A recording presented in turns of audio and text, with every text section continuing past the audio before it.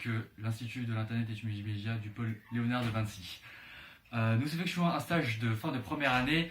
Notre maître de stage, Christophe Dubois-Damien, nous fait participer à ses activités professionnelles. Nous l'accompagnons et le représentons dans les séminaires auxquels il participe. Il estime que l'intérêt de ce stage est la découverte du nouvel modèle économique. Carla Amiral de l'ECS Paris pour l'interview de Christophe Dubois-Damien. Bonjour Christophe, merci de me recevoir. Alors j'ai quelques questions pour vous. Tout d'abord, dans vos activités de conseil en stratégie, quels sont vos objectifs, quels sont vos projets et vos réalisations? Bonjour Carla, merci de votre interview. Alors, pour répondre à votre question, il faut comprendre quel est le besoin essentiel de l'entreprise contemporaine et quelle est ma légitimité pour répondre à ce besoin. Quel est à votre avis sur le besoin essentiel de l'entreprise d'aujourd'hui? L'entreprise d'aujourd'hui doit comprendre le nouveau modèle économique au sein duquel elle évolue. Quelle économie sommes-nous en train de quitter? Dans quelle économie entrons-nous? À mon avis, la définition de l'intelligence économique annonce le nouveau paradigme économique qui est issu de la troisième révolution industrielle de 1980. Cette troisième révolution a comme intrant l'information, la donnée.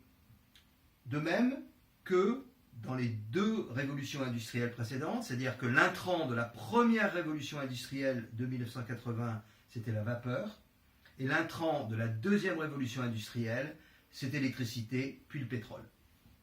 Et qu'entendez-vous par intelligence économique? La question est pertinente parce qu'il y a énormément de gens qui n'ont pas une vision très claire de ce qu'est l'intelligence économique. En un mot, l'intelligence économique, c'est du raffinage d'informations. Dans la deuxième révolution industrielle, on raffinait du pétrole. Là, on raffine de la data. C'est tout le principe du big data.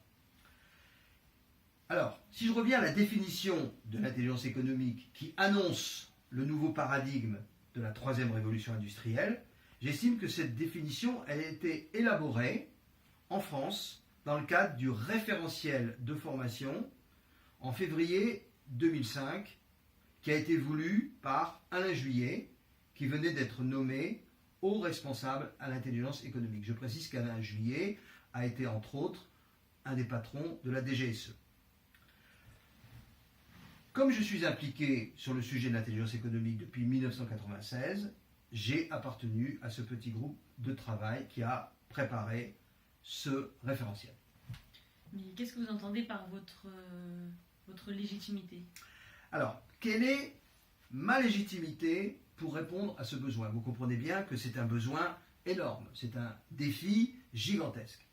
Alors, je considère, peut-être immodestement, que ma légitimité tient au fait que je suis un des pionniers en France en intelligence économique. M'utiliser, c'est utiliser l'écosystème que j'ai constitué.